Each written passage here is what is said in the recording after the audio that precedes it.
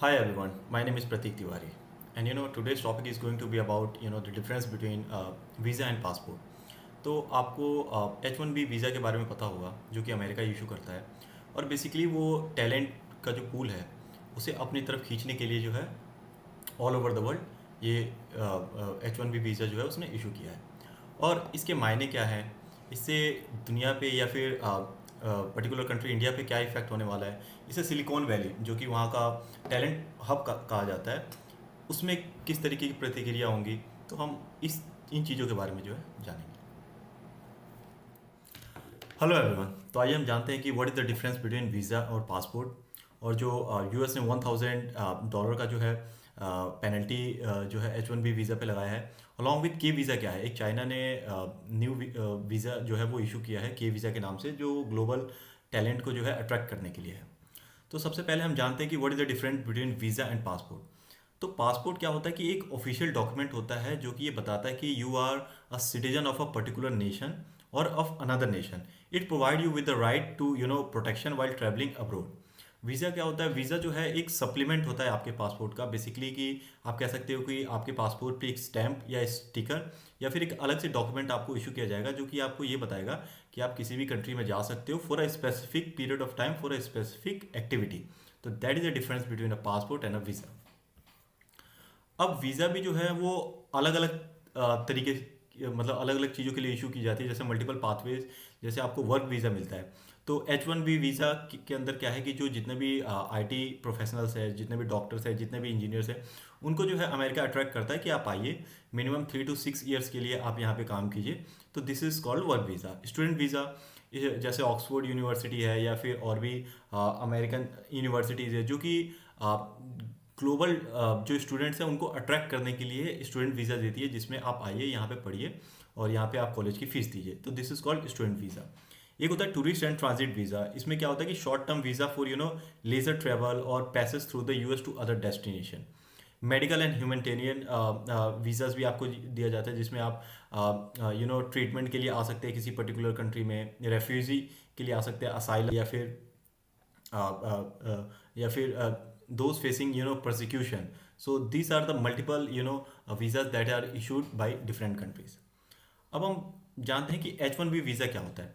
तो the H1B visa programs allow US company to temporarily employ foreign worker in specialized occupation requiring theoretical और technical expertise.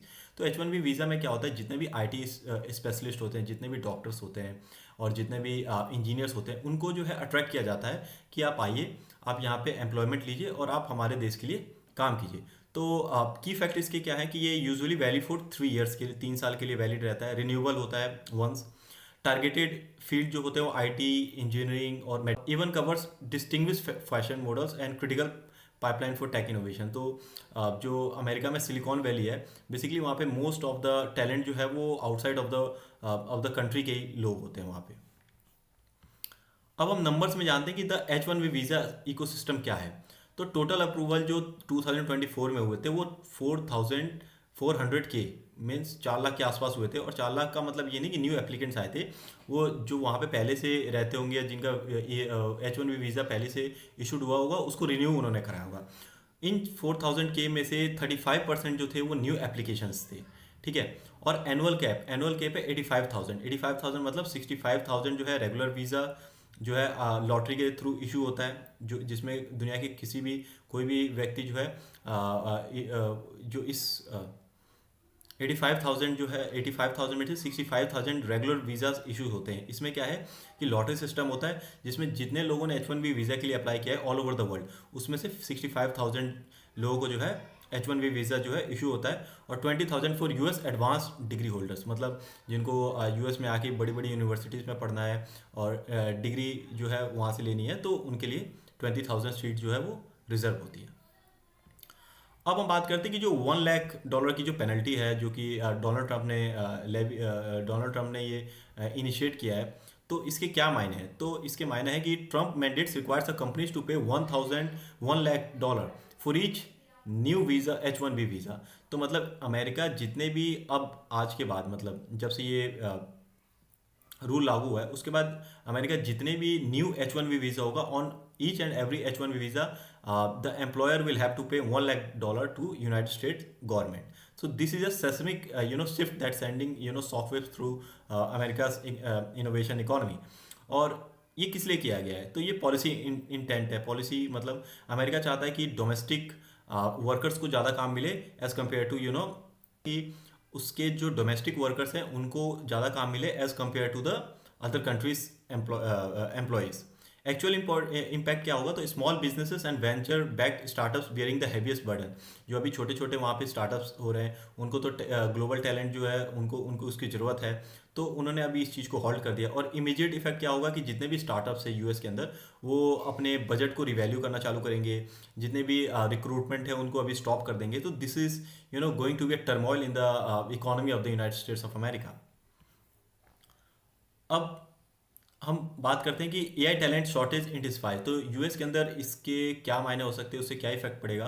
तो high demand roles are at risk. तो US को आप पता ही है कि one of the powerful country in the world है. टेक्स एंड इनोवेशन में it has always been surpassed as compare to all the countries in the world.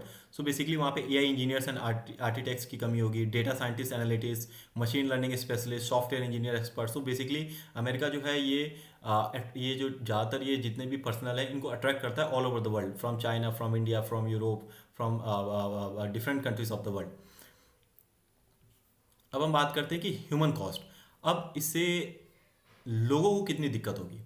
तो अगर मैं आपको बताऊं तो US international workers who saw US as one of the gateway to career advancement now facing a lot of hurdles. So basically जितने भी all over the world के जितने भी लोग हैं जो कि ये चाहते हैं कि यूएस में जाके हम जॉब करेंगे, हम पढ़ाई करेंगे, और जिन्होंने कॉलेज की फ़ीस दी है तो उन्हें अब अपना फ्यूचर जो है ब्राइट नहीं दिख रहा.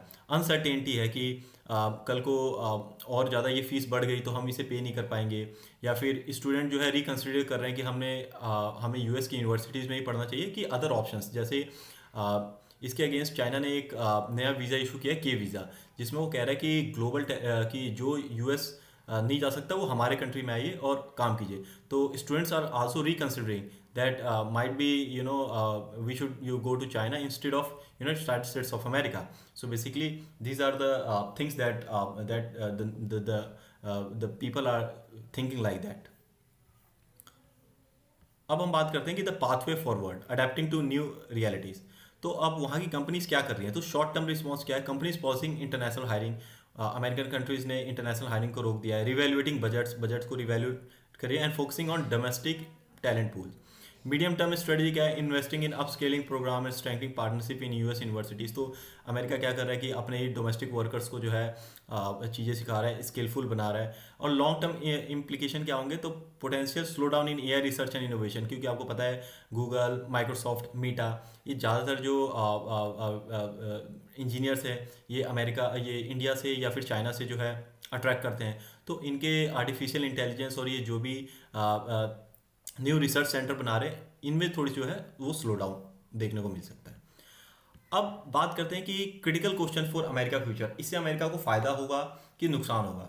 मतलब कि अमेरिका अपने डोमेस्टिक वर्कर्स को एम्प्लॉय करना चाहता है तो उसके कुछ फ़ायदे हैं, कुछ नुकसान भी हैं. तो इसके फ़ायदे क्या हैं? तो स्टार्टअप्स के लिए ये थोड़ा नुकसानदायक है क्योंकि उनको स्पेशलाइज्ड इंटरनेशनल टैलेंट की ज़रूरत होती है. एआई रिसर्च आजकल एआई जो है is now an emerging technology. तो उसके अंदर उनको न्यू एम्प्लॉयज़ पूल की ज़रूरत होती है जो कि अब उन्हें मिलना बहुत मुश्किल हो जाएगा. वर्कर्स को जो है उन्हें अपस्किल करना पड़ेगा जो यूएस के अंदर है. If any domestic workers has to be paid in United States of America it has to be paid a hefty amount as compare to what they pay to outside of the world. तो basically America अपने domestic workers को बहुत ज़्यादा pay करता है as compare to outside of the world. That's why they outsource so many businesses to India or to other countries. Okay. और America के लिए अब एक बहुत बड़ा क्वेश्चन ये है कि can the US maintain technological leadership और if top global talent choose more welcoming destination. तो अगर जो लोगों ने है चाइना को या फिर अदर ऑल्टरनेटिव्स यूरोप को एज एन डेस्टिनेशन चूज़ किया तो क्या इसके ऊपर अमेरिका को जो है इफेक्ट आएगा उसके इकोनॉमी पे? तो ये एक बर्निंग क्वेश्चन है. I hope I have made you understand these things clearly. Thank you very much, ladies and gentlemen.